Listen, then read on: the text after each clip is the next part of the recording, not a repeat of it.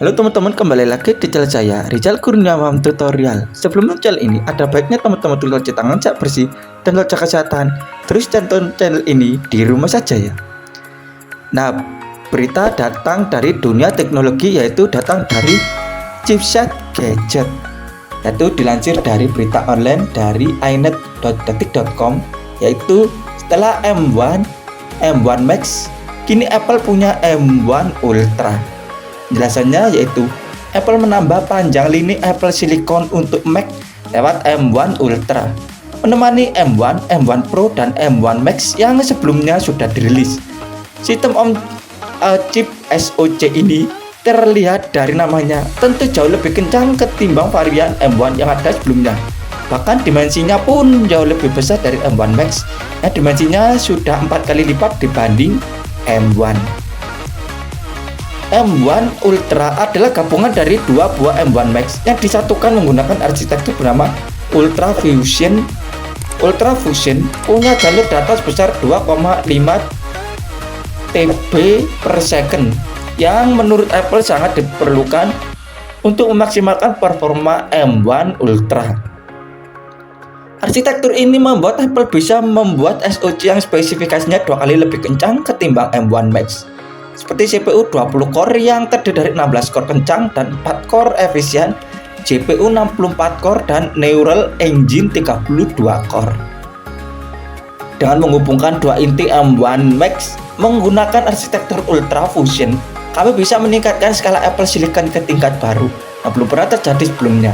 Jelas Johnny Soroji, SVP Hardware Technologies di Apple, dalam acara yang digelar pada Rabu tanggal 9 bulan 3 2022. Dengan CPU yang sangat bertenaga, GPU yang masif, Neural Engine yang sangat hebat, akselerasi hardware ProRes, dan Unified memori berkapasitas besar, M1 Ultra melengkapi keluarga M1 sebagai chip paling mampu dan bertenaga untuk komputer personal, klaimnya.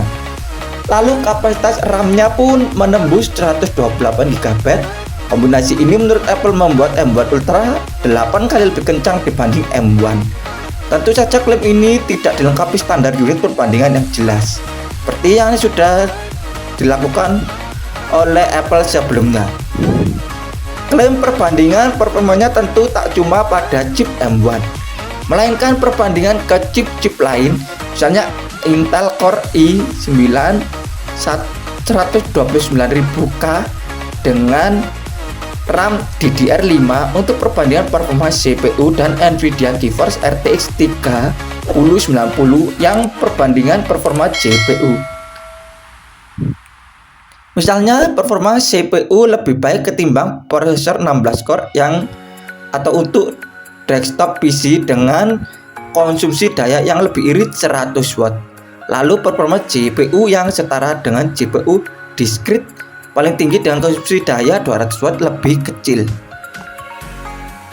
M1 Ultra ini dipakai di sebuah perangkat baru bernama Mac Studio yang bentuknya mirip dengan beberapa Mac mini yang ditumpuk. Nah, itu tadi adalah berita yang datang dari